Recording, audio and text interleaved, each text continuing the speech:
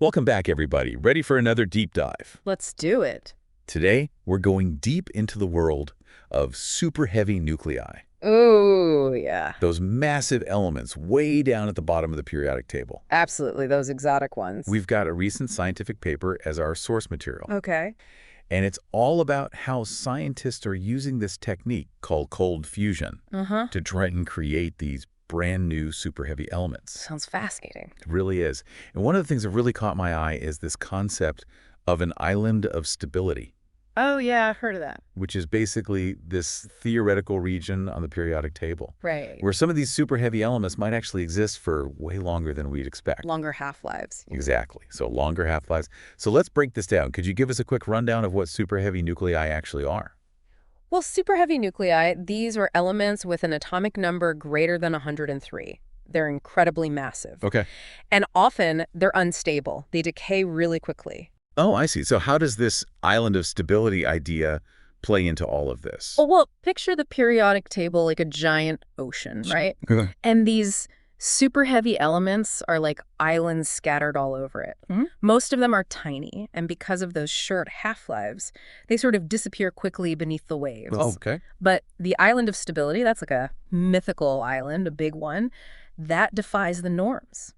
It's this region where certain combinations of protons and neutrons in these super heavy nuclei Yeah. might actually lead to them sticking around for much longer, potentially even stable isotopes. Wow. So that would be a huge deal if we could find them. Oh, absolutely. It would completely change our understanding of how the nucleus is structured, and who knows what kind of applications we could find Yeah. in different fields. It'd be huge. So you mentioned cold fusion before as a way to create these super heavy elements. Right. What's the difference between that and hot fusion, the kind we typically hear about? Well, you can think of hot fusion like a giant star, smashing these lighter nuclei together at super high energies. Okay. Cold fusion is more like a carefully choreographed dance using heavier nuclei and much, much lower energies. Oh, interesting. So it's a much more controlled environment, I guess. Yeah, you could say that. It has its own pluses and minuses. I bet. But one big advantage is that with those lower energies, the super heavy nuclei that you make, they're not as excited, so they're less likely to just immediately fly apart. So it's more of a gentle approach Yeah, gentle nudge. to get them to fuse. I can imagine it's still really tough to pull off, though. Oh, absolutely. You're trying to force these two massive nuclei to overcome this natural repulsion they have and get them to fuse together. It doesn't happen very often. Yeah, I can see how that would be a challenge.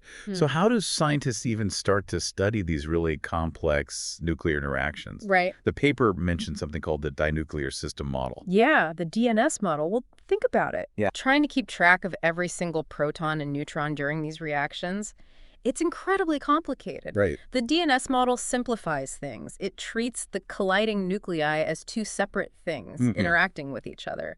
They can exchange nucleons back and forth. Ah, so it's kind of like making a simplified model of this really chaotic process. Exactly. Exactly. And that lets scientists focus on the key things. How do the nuclei capture each other? Yeah. How do they fuse? Does the resulting super heavy nucleus survive or not? It's like watching a slow-motion replay of a very, very complex dance. Okay. You're focusing in on the key steps. That makes a lot of sense. I'm assuming that this model helps to predict the best combinations of nuclei to actually use. Yeah. It's not just trial and error, right? No, not at all. The DNS model, it helps researchers pinpoint, okay, which projectile nucleus, which target nucleus will work best. Right. What's the sweet spot for the energy we need to use to create these super heavy elements? It's all about maximizing those chances of fusion. So they're using this model to really, strategically choose their ingredients. Yeah, exactly. And there's a whole bunch of factors they consider when making these choices. Well, let's unpack some of those factors. Okay. The paper mentioned something called contact potential energy. Right. Can you explain what that is Yeah. and why it's important in this whole process? Okay, imagine you're trying to merge two soap bubbles together. Okay. That contact potential energy is like the amount of force that you use when you bring those bubbles together. Okay. You use too little force, they won't merge. Too much, they burst. Makes sense. So finding that sweet spot for this contact potential energy, it's crucial for getting those nuclei to fuse. Absolutely. It controls how much energy is lost during the collision, Uh-huh. how those nucleons, the protons and neutrons are transferred between those nuclei. Right. It's all about finding that perfect balance. Got it. the paper also talked about neutron richness. Yes. Why is that important in this equation? Well, neutron-rich nuclei, they're kind of like the friendly nuclei because they don't repel each other as much. Okay. They have what we call a lower Coulomb barrier. You can think of it like an electric fence around the nucleus. Oh, okay. The more neutrons you have, the weaker that fence, so it's easier for those nuclei to get close enough to fuse. Ah, okay. So the more neutrons, the better, in a way. Generally, yes. And not only that, but the superheavy nucleus that's formed, if it's made from those neutron-rich ingredients, it tends to be more stable itself. Oh, that's awesome. So it's like a win-win situation. You get a better chance of fusion happening in the first place. Right. And then a more stable product in the end. Yeah, there are always exceptions in nuclear physics, Right. but generally, yeah. Okay, I'm starting to see just how complex this all really is. The paper also mentioned mass asymmetry, which seems to be another important piece of the puzzle. Yeah, absolutely. So mass asymmetry, that's about the size difference between the projectile and the target nuclei. Imagine trying to fuse a bowling ball and a tennis ball. Okay. Not going to work very well. Right. You need a balance. You need a balance, exactly. Yeah. And so as that size difference grows, Yeah. the chances of a successful fusion, they go down. Partly, that's because these things called interfusion barriers, Okay. they get harder and harder to overcome. And also, as the compound nucleus gets heavier, Yeah. it tends to have a lower fission barrier, so it's more likely to just break apart before we can even detect it. So it's a really delicate balancing act, finding those right combinations, getting the neutron richness right, Yeah. and making sure the mass asymmetry isn't too crazy. Exactly. And then we have to consider these things called evaporation channels. Evaporation channels, what are those? So picture that newly formed super heavy nucleus. Yeah. It's super excited, like it's jittery, it wants to calm down, stabilize. Okay. And one way it does that is by throwing off neutrons. It literally evaporates neutrons. Wow. So it's trying to, shed some energy to become more stable. Yeah, exactly. And what's interesting is that the channels where 1 or 2 neutrons are emitted, Yeah. those have the highest cross-sections, meaning those outcomes are the most likely. So what are cross-sections in this context? Oh, good question.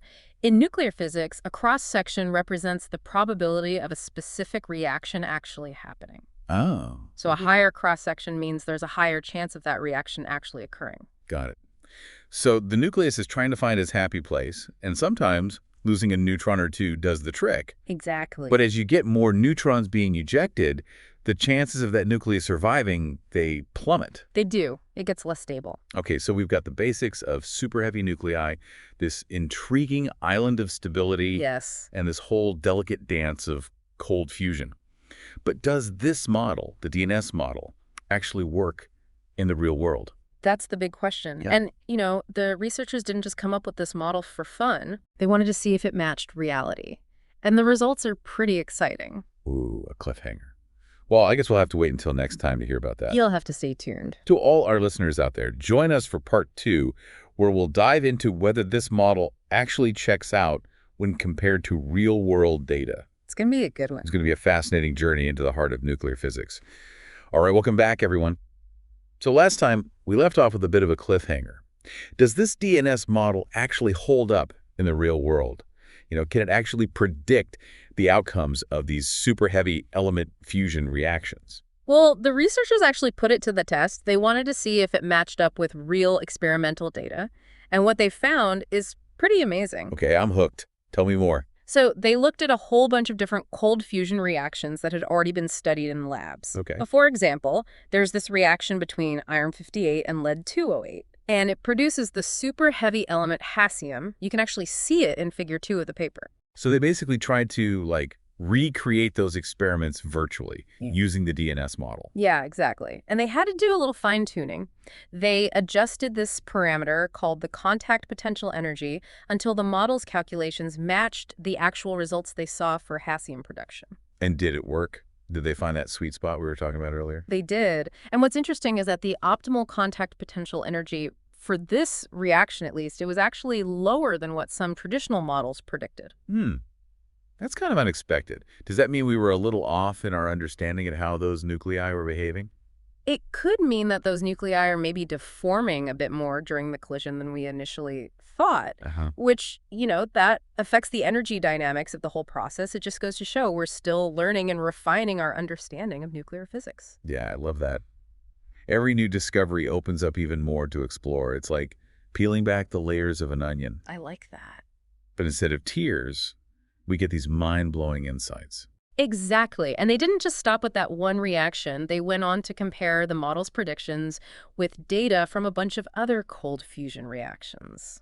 Wow, so the paper's packed with figures and tables then. It is. Well, for those of us who aren't nuclear physicists, what are the key takeaways from all those comparisons? What should we be focusing on?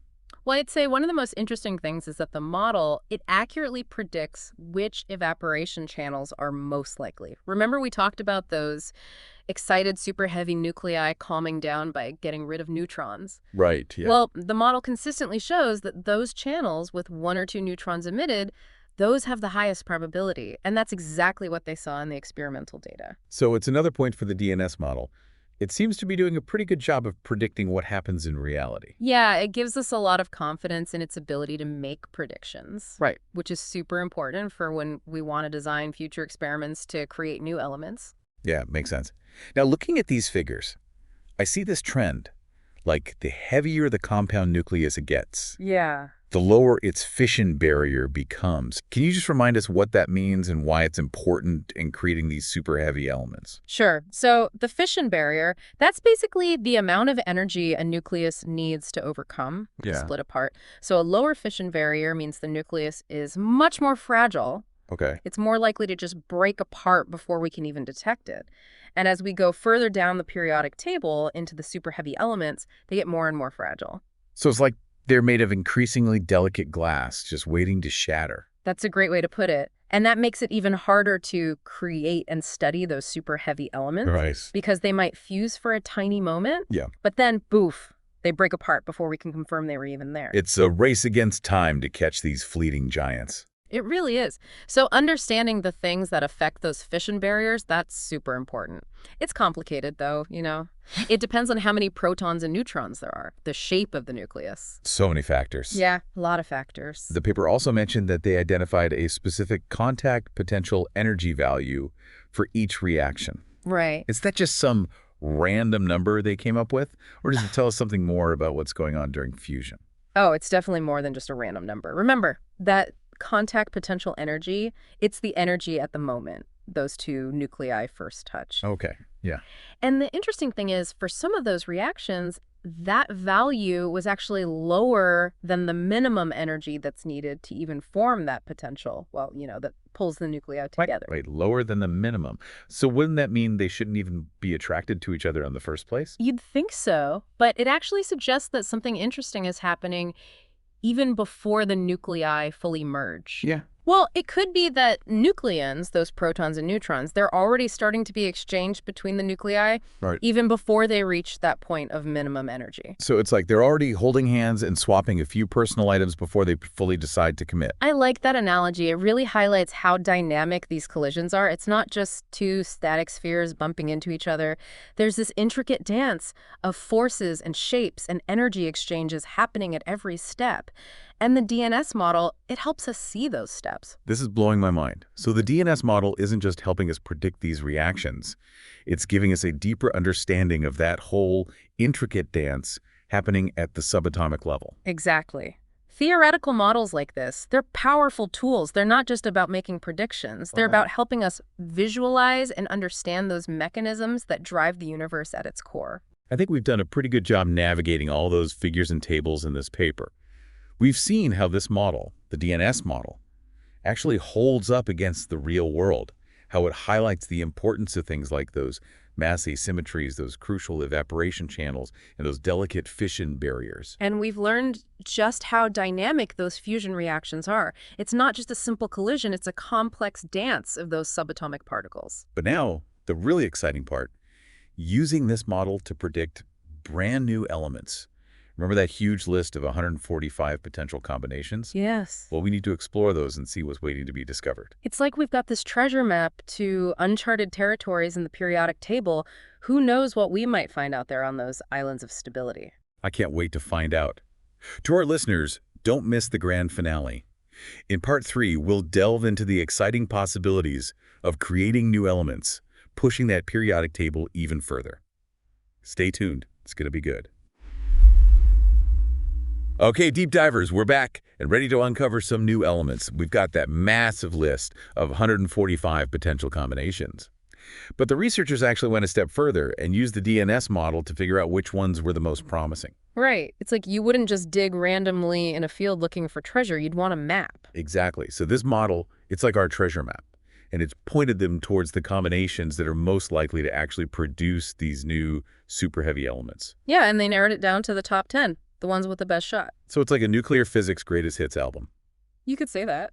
Let's talk specifics. Which elements are we talking about here? Well, you're going to recognize some of these names. Rutherfordium, dubnium, seaborgium, bohrium, hassium. Wow, those are some exotic elements. What makes these potential new isotopes so special? Why are we so interested in them? Well, they all fall within this atomic number range, 104 to 113, and that's right where we think we might find that island of stability we've been talking about. Right. Some of them we think will be neutron-rich, others more proton-rich. So it's really going to give us a better understanding of this whole region of the periodic table. So it's not just about discovering totally new elements. It's about learning more about the ones we already know a little bit about. Exactly, filling in the gaps. Okay, cool. The paper highlights Figure 6 and Table 2. Those seem to be pretty important. What can you tell us about them? Yeah, so Figure 6, it shows these things called the excitation functions. Okay. And basically, it's a graph, and it shows how likely we are to make a specific element at different collision energies. So it tells us, how to fine-tune those collisions. And Table 2 is like the cheat sheet. Exactly. It summarizes all the key info for each reaction, what you're smashing together, optimal energy, and that all-important predicted cross-section. So how likely we are to succeed. Awesome. So we've got our treasure map and our cheat sheet. We're ready to go. But why should all of this matter to our listeners? What's the bigger picture here? Well, on a fundamental level, this is about pushing the boundaries of science. We're trying to understand matter itself, how these elements behave in extreme conditions we don't even see here on Earth naturally. Yeah, we're basically rewriting what we know about atoms and elements. And while we can't predict the future, there's always a chance these discoveries will lead to practical applications. These super heavy elements, they might have unique properties that could help us advance all sorts of fields. Medicine, material science, maybe even energy production. Who knows? That's exciting. It's not just an academic exercise then. It could actually benefit humanity. Absolutely. It's a great example of how basic research can lead to innovations that change the world. This has been an amazing deep dive. So many fascinating insights. Any final thoughts you want to leave our listeners with? This quest for super heavy elements, it's a testament to human curiosity. We're using amazing tools, incredible models to try and understand the universe better. Yeah. And who knows what amazing things we'll find along the way. Well said. To our listeners, keep exploring, keep questioning, and never stop being curious about the world. We'll be back next time with another deep dive into the world of science. Until then, keep those neurons firing.